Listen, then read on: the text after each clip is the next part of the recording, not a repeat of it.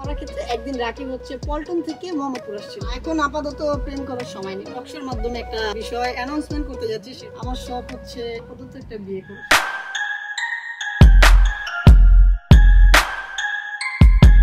Hello everyone, আসসালামু আলাইকুম। It's me Mehedi Hasan and welcome to my another video.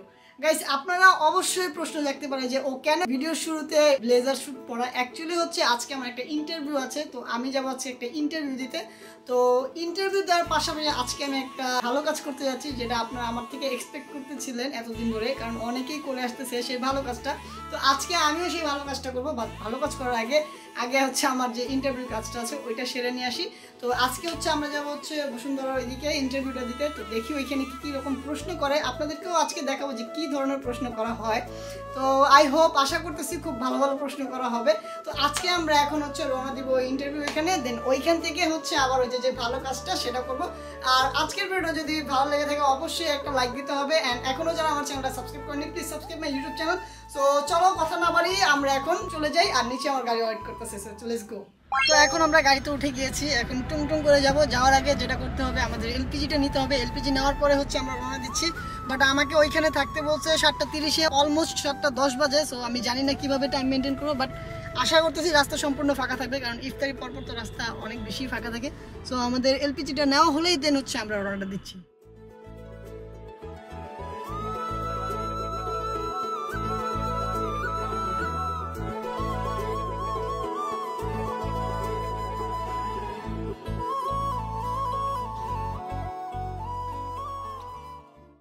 A few moments later.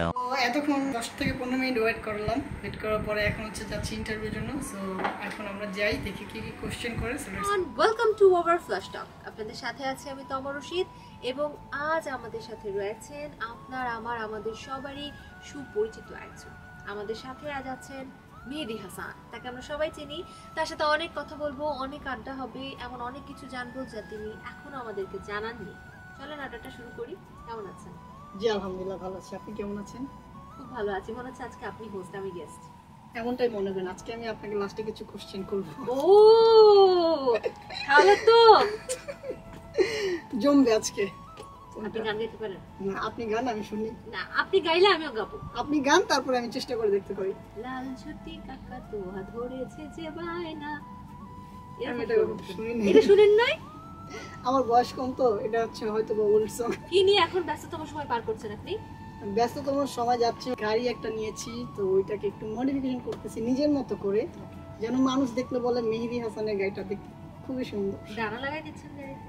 যদি possible হয় তো অবশ্যই আমি ডানা লাগাইতাম, বাট ডানা লাগাইলে খ্যাত লাগে, সবাইকে আবার ডানা কাটা পরিয়ে দেখা যায় না।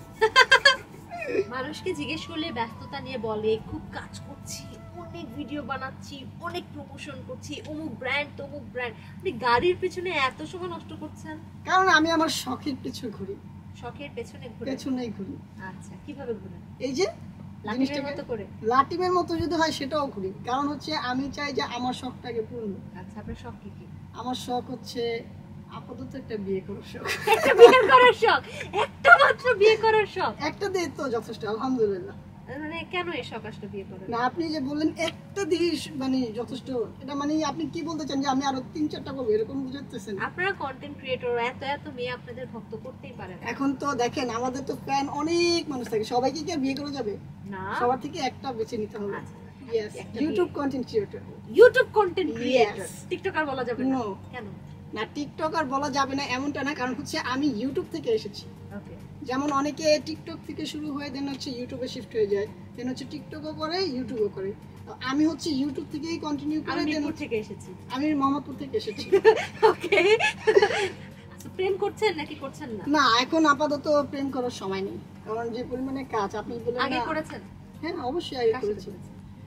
করেছি একটা। কার সাথে করেছি? একটাই করেছেন? মানুষের সাথে। মানুষের সাথে না, একটা আমি রিলেশন করিনি। আচ্ছা, শেষ রিলেশন ছিল মনে হয়, হ্যাঁ শেষ রিলেশন কত সালে ছিল? এটা মনে হয় যে 22 এর দিকে ব্রেক হয়েছে। মোট কত? 7টা নয়নি? 7টা? হ্যাঁ, মানুষের জীবনে ফিলিংস আসতেই পারে। না না, একটা জিনিস হচ্ছে কি, আমি বলি হয়তোবা ভালো লাগাটা বেশি কাজ করে এর জন্য। 22 লাস্ট প্রেম করেছেন, এখন 24 চলছে। এত দীর্ঘ সময় ধরে কেন? বিরতি কেন, লাস্ট টাইম রিলেশনটা করার পরে অনেক বেশি পেন খেয়েছি। পেন? হ্যাঁ, এই জন্য এইগুলো থেকে একবারে দূরে চলে গিয়েছি এবং এগুলো প্যারা লাগে। কি হয়েছে যে পেন দিয়েছে? আপনি এমন একটা ভাব ধরতেছেন আপনি কিছুই জানেন না। আমি আসলে জানি না। আহা, কসম। আমি কসম জানি না। কেটে মানুষ মিথ্যা কথা বলে, আপনারা দেখে নেন। না, আমি কিছু জানি না দর্শক, আমি আসলে জানি না কি হয়েছে। একটা আমি জানলে আমি ঝামেলা খোঁচাতাম। হয় না। আমি জানলে আমি খোঁচাতাম, নাম ধরে এই যে ধরে খোঁচাইতাম। খোঁচাইতেছেন না আপনি। আমি জানি না দেখে জানতে চাচ্ছি, আমি নাম ধরে ধরে এমনি খোঁচাচ্ছি। পারিবারিক সমস্যা হয় পারিবারিক কিংবা সমস্যা, পার্সোনাল সমস্যা, personal এর জন্য সমস্যা। হচ্ছে আমি ইউটিউব থেকে যখন বিলং করছি তখন আমি নিজেকে বলতে পারছি যে আমি কন্টেন্ট ক্রিয়েটর ইউটিউবে। তো ওরা যেমন ওদের একটা প্ল্যাটফর্ম, ওইখান থেকে ওরা বলছে যে আমিও টিকটক কন্টেন্ট ক্রিয়েটর। অবশ্যই কন্টেন্ট ক্রিয়েটর, কারণ যদি টিকটকে এমন না যে খারাপ কিছু বানায়, টিকটক অনেক টিকটকাররা আছে খুব ভালো ভালো কন্টেন্ট ক্রিয়েট করে, তাদেরকে আমি অ্যাপ্রিশিয়েট করি। বাট কিছু কিছুর কারণে যে আমরা আজকে জিনিসটা এরকম ভাবে নিচ্ছি যে টিকটকার টিকটক এরকম টিকটকার একটু নাকশিট কেন কথা? হ্যাঁ, নাকশিটখানে কথা। ভালো ভালো কন্টেন্ট ক্রিয়েটর কে টিকটকে? আমি এখন মূলত বলতে গেলে টিকটক খুবই কম ব্যবহার করি, কারণ ওই যে আমার এই যে গাড়ি তাও নিয়ে জানেন তো যে কারা ভালো কন্টেন্ট ক্রিয়েটর? আমি কাউকে ফলো করি না, শুধু ফাহিম ভাই এবং আফ্রিদি ভাইকেই ফলো করা হয়। আর বোন দুইটা আছে, ওদেরকে তো মাস্ট বি ফলো করতে হয়। ওকে। হ্যাঁ, আচ্ছা, বলতে যেমন আপনি করেন, আপনি টিকটক করেন না? আপনি আমাকে টিকটকে দেখছেন? আপনাকে টিকটকের মতো লাগতেছে। তাই? কোন অ্যাঙ্গেল দিয়ে? না, আমি বললাম আপনাকে। কোন অ্যাঙ্গেল দিয়ে টিকটকার লাগছে? আর আমি বললাম আরে আপনি কেন বললেন? আমাকে পয়েন্ট লাগতেছে, দেন। কোন লাগতে অ্যাঙ্গেল পারে দিয়ে? যে মেকআপ, মেকআপ, তারপর গেটআপ। গেটআপ। টিকটকাররা মেকআপ দেয়, গেটআপ করে। হ্যাঁ, কারণ টিকটকে আপনাকেও তো তো ভালো লাগতে টিকটকার হবে। লাগছে। আমি তো মেকআপ করি নাই, আমি তো নেচার। আপনি তো red coat আমি যদি পরেছেন। দাড়িটা যদি একটা কাট দিয়ে আসতাম তাহলে আরো বেশি সুন্দর লাগতো। কিন্তু আপনি রেড কোট পরেছেন। রেড কোট পরেছি, অবশ্যই আমি একটা ইন্টারভিউতে যাচ্ছি, অবশ্যই রেড কোট কোট পরবো। পরতে হয়। রেড কোট একটা পার্টি শুট, পার্টিতে যেগুলো করতে হয়, বাট আমি আজকে করলাম, দেখলাম যে কেমন লাগে, ট্রাই করতে হয় না, মানুষের জীবনে আপনাকে সবকিছু কিন্তু তো। পুরো D grade F grade TikToker লাগতেছে। থ্যাংক ইউ সো মাচ এর জন্য আপনাকে। আমার ভবিষ্যৎ পরিকল্পনা, আমি আজকে এই টকশোর মাধ্যমে একটা বিষয় অ্যানাউন্সমেন্ট করতে যাচ্ছি, সেটা আমি কোথাও এখনো করি নাই, হালকা পাতলা টুকিটাকি করেছি। সেটা হচ্ছে যে আমি হচ্ছে একটা কুরিয়ার কোম্পানি লঞ্চ করতে যাচ্ছি খুব শীঘ্রই, মে মাসের 1 তারিখে। সো আপনারা আমাকে দোয়া করবেন এবং সাপোর্ট করবেন, আর আপনাদের যা কুরিয়ার আছে সব আমাদের ওইখানে দিবেন। এন্ড আমাদের কুরিয়ারের কোম্পানির নামটা কি বলবো আমি? বলে ফেলেন। এটা কি প্রমোশন হয়ে যাবে? হ্যাঁ, বলেন। না, কুরিয়ার কোম্পানির নামটা হচ্ছে ডেলিভারি নাও। আপনারা এটার ফেসবুক পেজ পেয়ে যাবেন, ইনস্টাগ্রামে, ওইখানে আপনাদের যত সার্ভিস দেওয়া পসিবল আমরা দেওয়ার চেষ্টা করব। রাকিব হোসেন, তো তার সাথে এখন কাজ করা হচ্ছে না কেন? আলাদা হয়ে গেলেন কেন? মানে জিগরি দোস্তের সাথে কেন থাকলেন না? দোস্তের সাথে না থাকার কারণটা হচ্ছে যে আমার কিছু কিছু জিনিস খারাপ লেগেছে, ওর যেমন কিছু কিছু জিনিস খারাপ লেগেছে আমারও লেগেছে। তো এইগুলো চিন্তা ভাবনা করে বিবেচনা করে একটু ডিসটেন্স মেক করলাম। ভাই, আপনারা তো পাবলিক, আপনিও পাবলিক, আপনার বন্ধুও পাবলিক। আপনিও কিছু public। হ্যাঁ, অবশ্যই কিছু কিছু জিনিস খারাপ লেগেছে। কি জিনিস বলেন? কি খারাপ লেগেছে? মনে করেন যে আমি হয়তো বা কিছু একটা ভুল করেছি, যেমন একটা কথা অন্তরাকে বলেছি, ওইটা আবার অন্তরা যে রাকিবকে বলেছে, ঠিক আছে? তো ওইটা আবার রাকিবের কাছে খারাপ লেগেছে যে আমার এতদিনের বন্ধুত্ব, তোমাকে বিশ্বাস করেছিলাম, তুমি এই কথাটা নাও বলতে পারো। অন্তরাকে নাও বলতে পারে। এটা আমার ভুল হয়েছে, আমি স্বীকার করি। বাট রাকিব বাসায় নিয়ে যাওয়ার পর আমাকে সিন ক্রিয়েট করলো, ওইটা আমি মনে করেন যে কোনোভাবেই ক্রিয়েট করেছে। সিন ক্রিয়েট মনে করেন এক পর্যায়ে হাতাহাতি হয়েছে। হাতাহাতি অন্তরার জন্য? হ্যাঁ। অন্তরা এই কাজটা কেন করলো? সেটা অন্তরা ভালো জানে, আমি তো অন্তরার জানি না। অন্তরে এত বিষ? আমি কিভাবে বলবো অন্তরার মনে বিষ না মুখে বিষ? যে কথাটা। মাঝে মধ্যে ফেসবুকে অনেকে দেখি বন্ধু বান্ধব নিয়ে মিম শেয়ার করে, পোস্ট শেয়ার করে, তখন অনেক সময় কষ্ট লাগে যে আসলে আমাদের ব্যাচটা কি ছিল আর কি হয়ে গেল। রাকিবের সাথে পরিচয় কিভাবে, কন্টেন্ট ক্রিয়েশন শুরু কিভাবে? রাকিবের সাথে পরিচয় হওয়ার কারণ একটাই, সেটা হচ্ছে আপনি তো চিনেন আরএস ফাহিম চৌধুরী, বাংলাদেশের জনপ্রিয় ইউটিউবার এখন। তো ওনার সাথে আমি আগে সাইকেল স্ট্যান্ড করতাম। সাইকেল স্ট্যান্ড করার ক্ষেত্রে একদিন রাকিব হচ্ছে পল্টন থেকে মোহাম্মদপুর আসছিল স্ট্যান্ড করতে। আচ্ছা। তো তখন হচ্ছে আমাদের পরিচয় হয়, তখন ও আমাকে ভাইয়া বলতো। ওকে। আমি বড় ছিলাম, মেহেদি ভাইয়া। হ্যাঁ, মেহেদি ভাইয়া এইভাবেই বলতো, মেহেদি ভাইয়া মেহেদি ভাইয়া। তারপরে তো- অন্তরা আপনার চেয়ে ছোট। হ্যাঁ, আমি তো বললাম অন্তরা ছিল, তো এই ভাইয়া ভাইয়া বলতো। দেন হচ্ছে রাকিবের সাথে আমাদের স্ট্যান্ড হইতো, দেন কথাবার্তা ভালো লাগছে। দেন আমি বলছি যে তুমি আবার আইসো, ওকে আমি ইনভিটেশন দিচ্ছি যে তুমি মোহাম্মদপুর আবার আইসো, তোমার স্ট্যান্ড ভালো লাগছে, ও ভালো স্ট্যান্ড করতো। পরে এইভাবে এইভাবে আস্তে আস্তে বন্ধুত্ব বাড়লো। দেন হচ্ছে ওই ফাইন্ডার একটা গ্রুপ ছিল, এখনো আছে, তো ওই গ্রুপ থেকে আমি আর রাকিব আলাদা হয়ে গিয়েছি কোনো একটা কারণে, মিসআন্ডারস্ট্যান্ডিং এর কারণে। দেন হচ্ছে আজকে এই পর্যায়ে। তারপর আপনি রাকিবের গ্রুপ থেকে আলাদা হয়ে গেলেন। তারপর আমি রাকিবের গ্রুপ থেকে আলাদা হয়ে গেলাম। এসে আপনি খালি আলাদাই হয়ে যান। আলাদাই হয়ে যাচ্ছি। তো আমার ইন্টারভিউ যতটুকু নেওয়া ছিল অবশ্যই নেওয়া হয়ে গেছে। আর এটা যদি দেখতে হয় ওদের ইউটিউব চ্যানেলে দেখতে হবে ফ্ল্যাশটক, তো ওইখানে গেলে তোমরা পেয়ে যাবে যে ফুল যে কোশ্চেনগুলো করা হয়েছে। তো চলো এখন আমরা বের হই, এখন এই সেট থেকে বের হয়ে আমাদের বাকি কাজগুলো যেটা সেটা আমরা করেছি। Let's go. The next day. ওই দিনের ইন্টারভিউর পর এখন চলে আসলাম আজকে 3 দিন পর। আর এখন হচ্ছে আমরা পাঞ্জাবি শাড়ি বিতরণ করব কিছু অসহায় মানুষদের মাঝখানে, আর কিছু খাবারের ব্যবস্থাও করেছি। তবে আমার তৌফিকে যতটুকু সম্ভব হয়েছে আমি ততটুকু দেওয়ার চেষ্টা করেছি। এখন আমরা বের হব হচ্ছে এগুলো বিতরণের জন্য। বাট আমি সবার আগে আমার বাসার যে গার্ড আছে, যারা আমাদের বাসার দায়িত্বে আছে, তাদেরকে আমরা আগে এগুলো দিব, কারণ তারা হচ্ছে এগুলোর প্রথম হকদার, কারণ তারা কাছের মানুষ যেহেতু। তারপরে হচ্ছে বাইরে যারা আছে তাদেরকে দেওয়া শুরু করবো। সো প্রথমে হচ্ছে বাসার গার্ডদেরকে দিয়ে শুরু করি, বিসমিল্লাহ করে। সো লেটস গো। আর এখান থেকে আমরা প্রথমে যাব হচ্ছে ওই খাবারের ওইখানে, খাবারটা রেডি হয়ে আছে ওইখান থেকে নিতে হবে। তো আমরা খাবার পানি এগুলো সব রিসিভ করে দেন হচ্ছে আজকে রাতে বের হয়ে যাবো। আর এখন অলমোস্ট 1টার মতো বাজে। সো দেরি না করে চলো আমরা বের হয়ে যাই।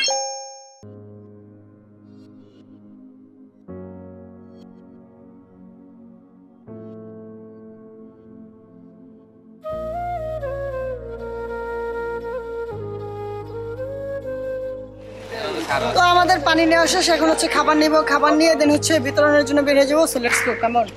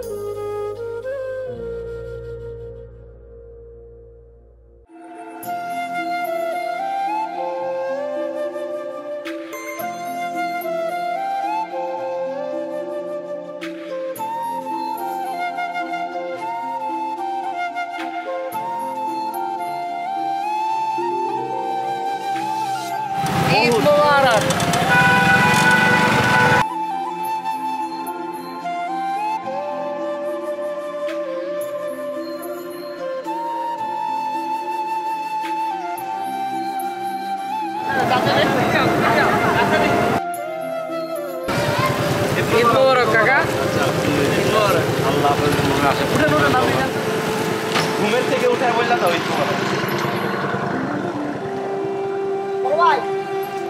ভাই এই যে খাবার নিয়ে আসছিল।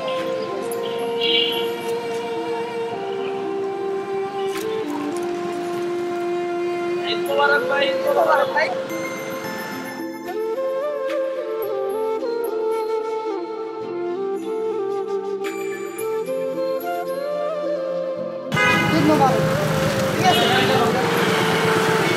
শোনো, এই খাবারটা হচ্ছে তোমার জন্য, আর এই শাড়িটা হচ্ছে তোমার মায়ের জন্য, ঠিক আছে? তোমার, হ্যাঁ?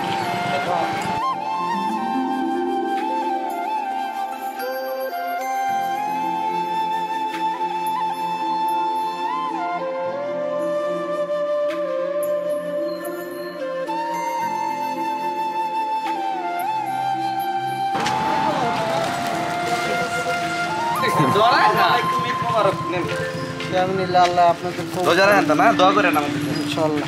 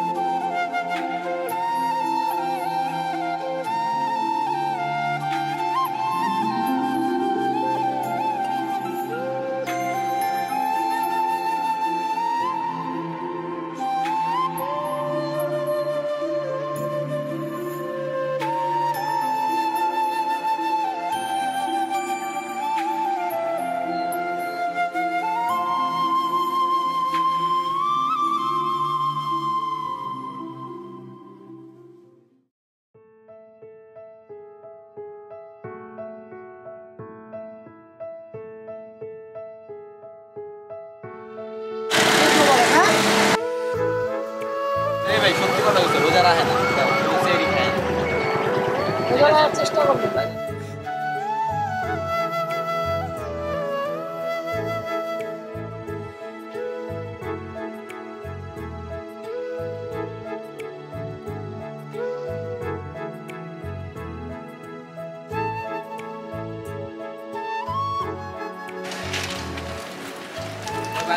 ভাই রোজা রাখেন?